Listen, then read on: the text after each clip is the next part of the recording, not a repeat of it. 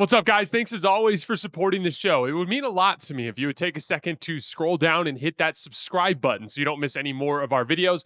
Also, make sure you follow us all over social media so you don't miss any of our content or show announcements. For all of the quality work that he did on Thursday, and again, I thought he was a lot better than his box score showed in terms of just all the winning plays he was making on both ends of the floor. It was not an efficient scoring game for him, right? I think he had 10 points. He was 5 for 21 from the field. He drew a lot of fouls, but they weren't shooting fouls. They were ball pressure fouls out near half court. Really nice bounce back game from Cooper from a scoring perspective. The Spurs, as we talked about, have done a defensive number to everyone they faced in this summer league so far. That's not an easy team to put up 30 points on. That was a pretty legit scoring performance there. The Spurs were doing a lot more switching than the Lakers did on Thursday night. So Maxwell Lewis was struggling a little bit. Jordan Hall was struggling. Ryan Nembhard was a guy who capitalized on all the drop coverage looks that he was getting against LA. And again, when you're facing a drop coverage, all you got to do is go over the top of the screen, and there's kind of like this baked in dribble penetration that is actually being conceded as part of the coverage.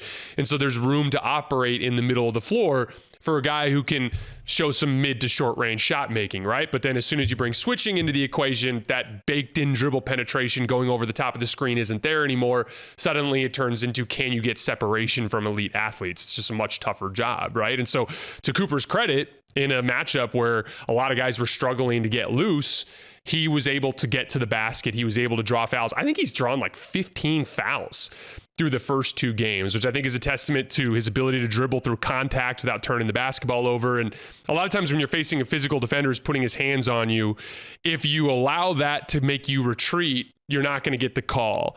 But if you power through it, you actually force the official to make a call. You actually put the official in a position where there's too much contact, and now he has to make a decision about whether or not he's going to let it go. And he just was attacking Carter over and over again in fighting through that contact, and he was drawing fouls. And I think that's a strong sign of his ball handling, but also his overall athleticism.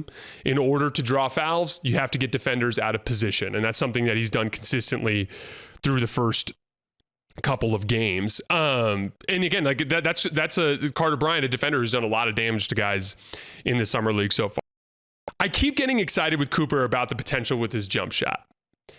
He hit a couple more he hit 3 threes tonight, a couple more on the catch. He hit a three at the top of the key in the first half in a possession where Carter was, they were in a deeper drop coverage and Carter got caught on the screen. So he had a clean look off the dribble at the top of the key. He knocked it down.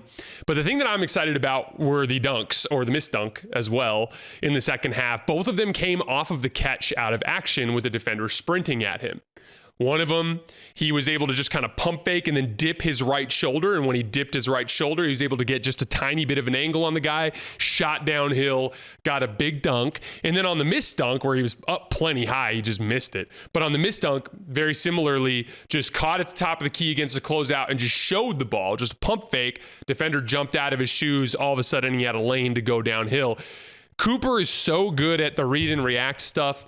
He's so good at the fundamentals in terms of footwork and using those body shoulder fakes to get that initial advantage that if he can add the jump shot to where he's a real threat there, to where those shoulder fakes and head fakes get the defender out of position consistently, that's where he has real potential. Because again, as we talked about, it's summer league. Everyone's playing super hard. Everyone's playing for their NBA career. They're playing for their NBA livelihood. And so there's a lot of jumpiness and, going for those types of fakes. You're going to face more disciplined defenders in the NBA. They're going to be less willing to jump for those fakes.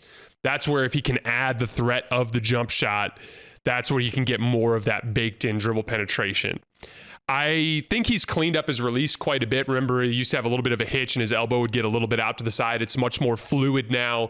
He's able to get to it out of more dribble combinations quicker and in a way that just looks more smooth and easy for him. So if he can add the actual touch, put it into the basket consistently, I think there's a ton of upside there. I'm just super excited to watch him play in a winning context right away. Not very often do we get to see a real superstar type of prospect go into a situation where they're not carrying a bunch of, younger players in a rebuilding context.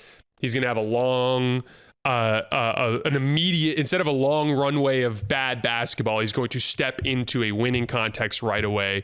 And that's really exciting for us as fans.